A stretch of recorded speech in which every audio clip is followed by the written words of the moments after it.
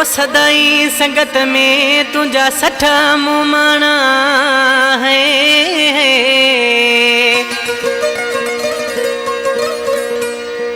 और वारे पोई बिराना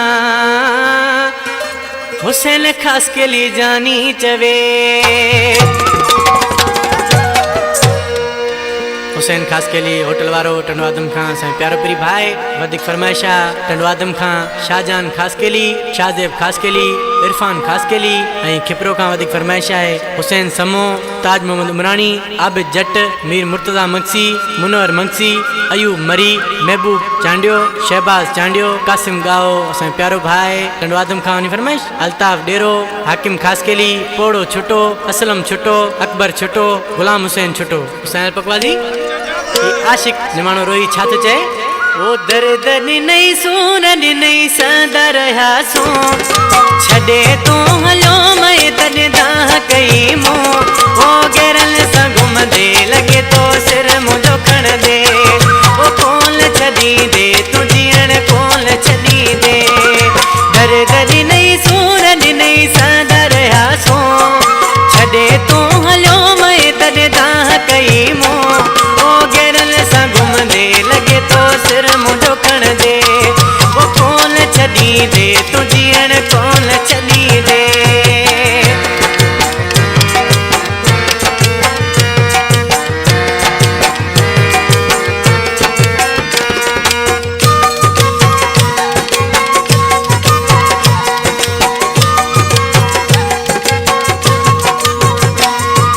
हर जाए ते तो समिठा मुँह निभायो गचाए तो के अगते वधायो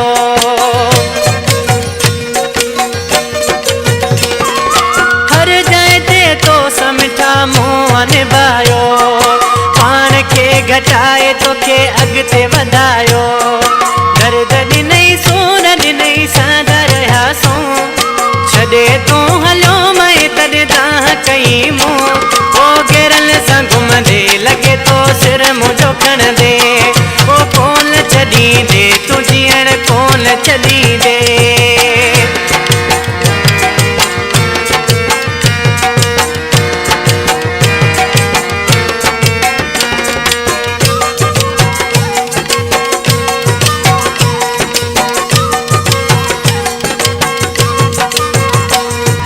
तो के कंदे याद गुजारा माली सजो तो त कदे नाम भी खयो न मोजो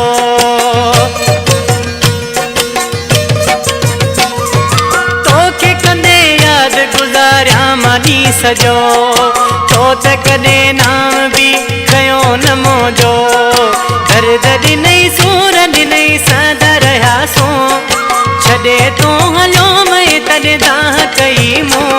ओ गेरल सा घुम दे लगे तो सिर मुझो खण दे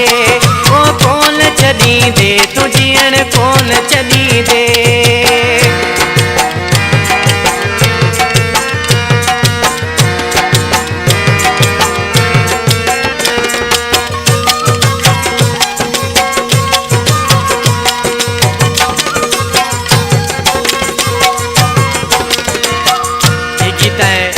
प्यारपुरी भाई जिन्हें मु काफ़ी गीत गायन अदा अदनान आराई टंडो आदम जो वेठल है हाकिम खास के लिए जानी आशिक अय्याम नाले मिसरा में छात चे टंडो आदम आराई अदनान छदाई कराची गुराए पो काडो रुलाई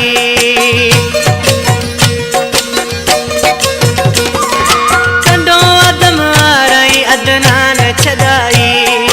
कराची गुराए पो काडो रुलाई दर्द नहीं सूर नहीं सादा रहा सो छड़े तू हलो मैं तद दाह कई मुँह ओ गेरल सा घुम दे लगे तो सिर मुझो खण दे ओ